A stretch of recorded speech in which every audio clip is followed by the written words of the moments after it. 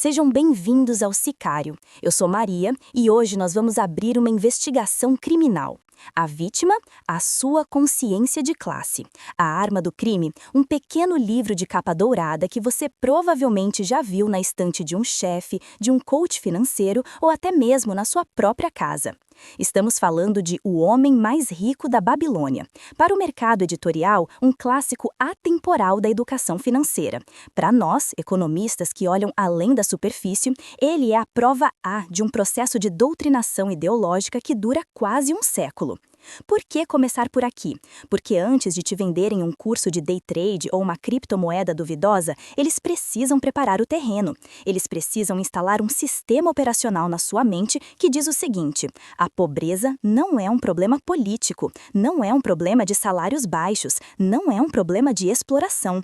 A pobreza, segundo esse livro, é culpa sua. Neste dossiê, nós não vamos dar dicas de investimento. Nós vamos fazer uma autópsia dessa obra. Vamos descobrir quem financiou a escrita desse livro, por que ele foi distribuído de graça por bancos na década de 1920 e como ele distorce a história real da humanidade para te convencer de que a submissão é, na verdade, sabedoria. Prepare-se. O que eles chamam de segredo para a riqueza, nós chamamos de adestramento para a servidão. Todo crime tem um autor. No nosso caso, o suspeito é George Samuel Clason.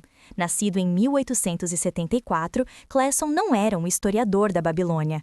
Ele não era um arqueólogo. Ele era um homem de negócios, um fundador de uma empresa de mapas. E isso é poeticamente irônico. O homem que desenhava mapas geográficos decidiu desenhar o mapa ideológico que guiaria a classe trabalhadora americana e mundial para o abatedouro financeiro. Clason era o típico pequeno burguês americano do início do século XX. Ele olhava para a sociedade e não via a luta de classes. Ele via oportunidades e fracassos. A acusação que fazemos aqui contra Clason é grave. Ele é o pai da literatura de autoajuda financeira moderna. Antes dele, economia era um assunto de política, de Estado, de produção. Clason privatizou o problema econômico. Ao escrever suas parábolas, ele cometeu o ato primordial da ideologia liberal. Ele naturalizou o capitalismo. Ele pegou conceitos modernos de bancos, juros e investimentos e os projetou milhares de anos no passado, na antiga Babilônia, para dizer: vejam, o capitalismo não é um sistema histórico passageiro, ele é a natureza humana. Mas, camaradas, a acusação central deste slide é a seguinte: Clason vendeu a ideia de que a pobreza é uma falha de caráter. Se você é pobre, não é porque o seu patrão extrai a mais-valia do seu trabalho, é porque você não tem a sabedoria de Árcade, o personagem rico do livro. Isso é brilhante e perverso. No momento em que você aceita que a culpa é sua, você para de olhar para o sistema e começa a olhar para o espelho, procurando defeitos que não existem, enquanto o capital continua lucrando em cima da sua insegurança. Para entender o texto, precisamos entender o contexto. Olhem para a data de origem dessas parábolas, 1926. Estamos nos Roaring Twenties, os anos loucos nos Estados Unidos. O mercado de ações estava em êxtase, a especulação corria solta e a desigualdade atingia níveis estratosféricos. O mais interessante é como essas histórias chegaram ao público. Clason não escreveu um livro e colocou na livraria inicialmente. Ele escreveu panfletos, pequenos folhetos que eram comprados em massa por bancos e seguradoras e distribuídos gratuitamente para seus clientes e funcionários. Parem e pensem. Por que um banco daria educação de graça? Será que o banqueiro quer que você fique rico e pare de depender dele? Óbvio que não. O objetivo original desses panfletos era capitalizar os bancos. Eles precisavam da poupança dos trabalhadores para ter liquidez e emprestar para os grandes industriais e especuladores. Eles precisavam convencer o operário a não gastar seu salário no bar ou em lazer, mas a entregar esse dinheiro voluntariamente ao sistema financeiro. E a ironia histórica é cruel. O livro prega que o mercado é sábio, sólido e eterno. 3 anos depois que essas histórias começaram a circular, em 1929, o mercado provou ser uma fraude. A Grande Depressão destruiu as economias de milhões de trabalhadores que seguiram exatamente os conselhos de Clason. Bancos quebraram, o ouro sumiu, mas a ideologia sobreviveu. Ela foi projetada para fazer você se sentir culpado, mesmo quando é o cassino financeiro que quebra a banca. Vamos analisar o modus operandi, a mecânica da fraude. Todo golpe precisa de uma promessa sedutora. A promessa de Clason é o marketing perfeito, segredos universais e milenares para qualquer um ficar rico. Notem a palavra qualquer um, isso apague as classes sociais. Sugere que a faxineira e o herdeiro têm as mesmas chances, bastando aplicar as mesmas leis do ouro. Mas qual é a realidade material? O que acontece quando o trabalhador aplica esses conselhos? O que o livro realmente ensina não é como se tornar um capitalista, mas como se tornar o trabalhador ideal para o capitalista. Ele ensina a austeridade, coma menos, vista-se pior, não se divirta. Ele ensina a autoculpabilização. Se o dinheiro acabou, você geriu mal, nunca o salário é insuficiente. E o mais importante, ele treina o trabalhador a entregar o pouco excedente que tem de volta para o sistema financeiro. É um ciclo perfeito de exploração. Primeiro, o patrão te paga menos do que você produziu, mais-valia. Depois, o banco te convence a pegar a parte que sobrou e depositar no banco, para que o banco possa emprestar dinheiro ao seu patrão para comprar máquinas que vão substituir o seu emprego. O livro de Clason é um manual de instruções para você financiar a sua própria obsolescência. Tudo isso com um sorriso no rosto, achando que está construindo um império na Babilônia. Chegamos à primeira prova concreta. O conselho mais famoso do livro: pague-se a si mesmo primeiro. A regra de guardar 10% de tudo que se ganha. Soa bonito, não é? Soa como empoderamento.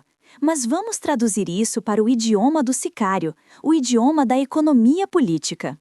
Numa economia onde os salários reais estão estagnados há décadas e o custo de vida só aumenta, exigir que o trabalhador guarde 10% é exigir uma redução na sua qualidade de vida imediata. O livro diz: não compre roupas novas, não coma o melhor manjar. Ele romantiza a privação. Para o trabalhador que ganha um salário mínimo, esses 10% são a diferença entre comer carne ou ovo, entre pegar um ônibus ou andar a pé. O conceito de pagar-se a si mesmo é uma fraude semântica. Você não está se pagando, você está se privando. Você está retirando recursos da sua reprodução social, sua saúde, seu lazer, sua alimentação, para acumular um capital que sozinho é insignificante para mudar sua vida, mas que somado ao de milhões de outros trabalhadores, cria um fundo gigantesco de capital barato para os bancos. É a glorificação da miséria presente, em nome de um futuro que, estatisticamente, é improvável para a maioria. É convencer o escravo de que, se ele comer menos ração hoje, talvez um dia ele possa comprar o chicote. Aqui entramos no terreno místico de Clason. A segunda evidência é a frase: faça seu ouro multiplicar. O livro usa metáforas biológicas.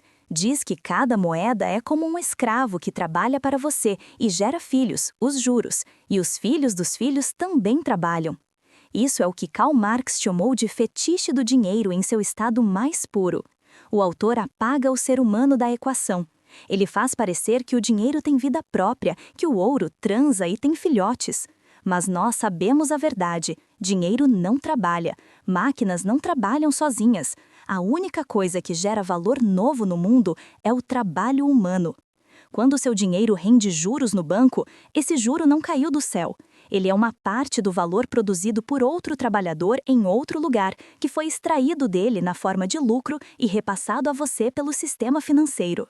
Ao ensinar você a amar o juro composto, o livro está te ensinando a amar a exploração alheia. Ele te convida a sonhar com o dia em que você deixará de ser o explorado para se tornar o pequeno parasita rentista.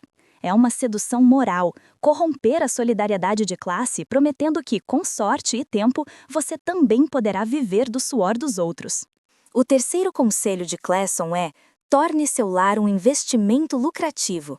Tenha a sua própria casa. No contexto americano e brasileiro, isso se traduz no sonho da casa própria financiada em 30 ou 35 anos. O livro vende isso como segurança. O sicário traduz isso como imobilização da força de trabalho. Quando você assina uma dívida de 30 anos com um banco, você perdeu sua liberdade de negociação. Você não pode pedir demissão facilmente. Você tem medo de fazer greve porque, se o salário atrasar, o banco toma seu teto. David Harvey, um geógrafo marxista, explica bem isso. O crédito habitacional é uma das formas mais eficientes de controle social. Um trabalhador endividado é um trabalhador dócil. Ele aceita horas extras não pagas, aceita assédio moral, aceita estagnação salarial, tudo porque a espada de Damocles da prestação da casa está sobre sua cabeça. Clason vende a casa como um ativo. Na prática, para a classe trabalhadora, a casa financiada é uma âncora que impede a movimentação e a radicalização política.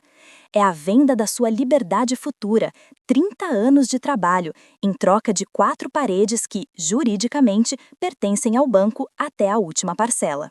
Em uma investigação, o que não é dito é tão importante quanto o que é dito. A prova ocultada neste livro é a origem da riqueza.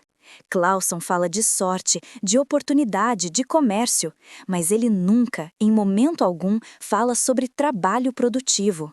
O livro apresenta um mundo onde a riqueza circula, mas não explica como ela é criada.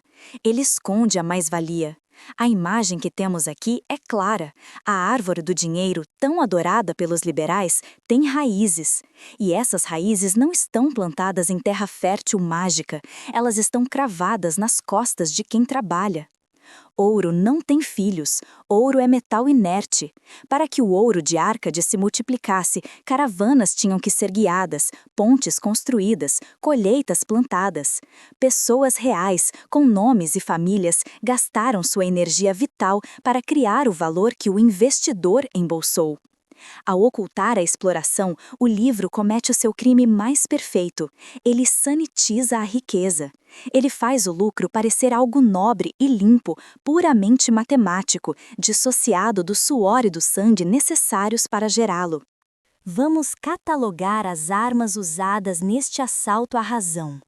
Arma número 1. A meritocracia liberal. A parábola sugere que todos na Babilônia tinham as mesmas chances. Se você era escravo, era por falta de sabedoria. Se era rico, era por excesso de virtude. Isso é a ilusão da escada. Eles te mostram o topo, mas não mostram que para 99% da população, os degraus iniciais estão quebrados ou são inacessíveis. Sugerir que a desigualdade é fruto apenas de mindset é uma violência psicológica contra quem nasce na periferia do capitalismo. Arma número 2, o fetichismo do juro. Como já falamos, é a personificação do dinheiro e a coisificação das pessoas, é a alienação total. O trabalhador passa a olhar para o mercado financeiro com a mesma reverência que um religioso olha para o altar. Ele deixa de entender seu papel na produção e passa a ser um espectador passivo de índices, taxas e gráficos, torcendo para que o Deus mercado lhe seja favorável, esquecendo que o mercado é, na verdade, um mecanismo humano de distribuição de poder. George Clason não apenas inventou conceitos econômicos, ele falsificou a história. Ele cria uma Babilônia de fantasia, um paraíso de livre mercado e laissez-faire. Vamos ao veredito histórico. A Babilônia real, da Mesopotâmia, não era um clube de investidores liberais. Era uma sociedade brutal, rigidamente estratificada, baseada na escravidão e no controle estatal palaciano. O famoso Código de Hammurabi, por exemplo, regulava preços, salários e impunha punições físicas severas. A dívida não era uma ferramenta de crescimento pessoal, era o principal motor da escravidão. Camponeses livres se tornavam escravos quando não conseguiam pagar suas dívidas. Clason pega essa sociedade de terror e a transforma na Disneylândia do empreendedorismo, porque para legitimar o capitalismo americano do século XX. Ao dizer "sempre foi assim", ele tenta impedir que imaginemos que pode ser diferente. É uma falsificação grosseira para dar um pedigree ancestral à exploração moderna. Aqui chegamos ao ponto onde a lógica do livro colapsa sob o próprio peso, a contradição central. O livro vem de um sistema onde o objetivo final é viver de renda, ser um rentista. Mas a economia política nos obriga a fazer a pergunta proibida: e se todos conseguissem? Se todos os habitantes da Babilônia ou do Brasil seguissem os conselhos de Classon, poupassem e vivessem de juros, quem faria o pão? Quem construiria as casas? Quem limparia as ruas? Se todos vivem de renda, o dinheiro perde seu valor, pois não há mercadorias sendo produzidas para serem compradas. O sistema proposto por Classon depende da existência de uma maioria pobre e desesperada que precisa vender sua força de trabalho para sobreviver. A liberdade financeira de um indivíduo pressupõe a escravidão assalariada de muitos outros. O livro vem de uma saída individual para um problema que é coletivo, sabendo matematicamente que essa saída não comporta todo mundo. É uma porta de emergência num teatro em chamas, por onde só passa uma pessoa de cada vez. Após analisar todas as evidências, o núcleo sicário chegou a um veredito. Classificação da obra Veneno Ideológico de Lenta Absorção. Este livro não é inofensivo, ele é uma ferramenta sofisticada de pacificação social. Sua função é convencer o trabalhador de que a culpa da sua estagnação não é do patrão que paga pouco, nem do governo que tributa o consumo e alivia a renda, nem do banqueiro que cobra juros extorsivos. A culpa é dele, que tomou um café a mais. É a base de toda a indústria da educação financeira moderna, adestrar para a submissão, transformar a indignação de classe em depressão individual. Em vez de lutar por melhores salários, você corta gastos. Em vez de se sindicalizar, você investe. É a desmobilização política perfeita. Após analisar todas as evidências, o núcleo sicário chegou a um veredito. Classificação da obra Veneno Ideológico de Lenta Absorção. Este livro não é inofensivo, ele é uma ferramenta sofisticada de pacificação social. Sua função é convencer o trabalhador de que a culpa da sua estagnação não é do patrão que paga pouco, nem do governo que tributa o consumo e alivia a renda, nem do banqueiro que cobra juros extorsivos. A culpa é dele, que tomou um café a mais. É a base de toda a indústria da educação financeira moderna, adestrar para a submissão, transformar a indignação de classe em depressão individual. Em vez de lutar por melhores salários, você corta gastos. Em vez de se sindicalizar, você investe. É a desmobilização política perfeita. No fim das contas, a Babilônia de Classon é uma mentira, mas a lição que tiramos dela é real. No capitalismo, a ignorância custa caro, mas a ideologia custa sua vida inteira. Eles não querem te ensinar a ficar rico. A riqueza deles depende da sua pobreza. Eles querem te ensinar a ser um pobre conformado, eficiente e silencioso. Não seja esse homem. Se você acredita no meu trabalho e deseja me apoiar, comente qual livro deseja desconstruir aqui nos comentários. O Sicário precisa de recursos para continuar operando. Sigo desmontando narrativas e ensinando aqui no YouTube. Até a próxima investigação.